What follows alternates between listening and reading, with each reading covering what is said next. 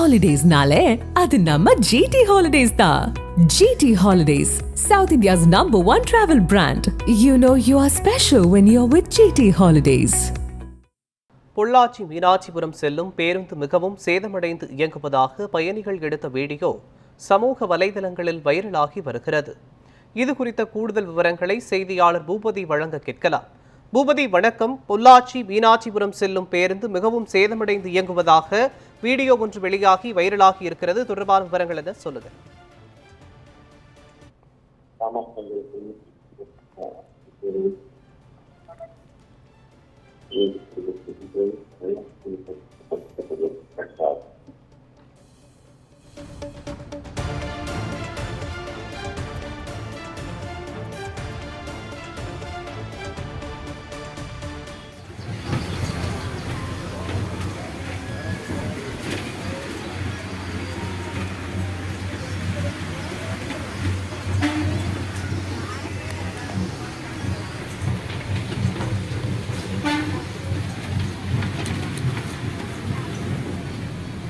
பொள்ளாச்சி மீனாட்சிபுரம் செல்லும் பேருந்து மிகவும் சேதமடைந்து இயங்குவதாக வீடியோ ஒன்று வெளியாகி வைரலாகி வருகிறது. பயணிகள் பயணிக்கக்கூடிய இந்த பேருந்து முறையான வசதிகள் இல்லாமல்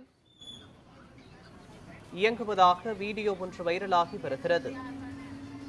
மிகவும் பழுதடைந்த நிலையில் இயக்கப்படும் பேருந்தினால் பெரும் ஆபத்து ஏற்படும் என்று அதில் பயணிக்கக்கூடிய மக்கள் தெரிவித்திருக்கிறார்கள்.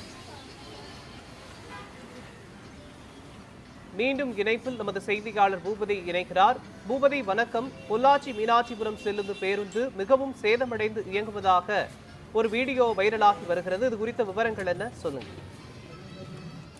வணக்கம்.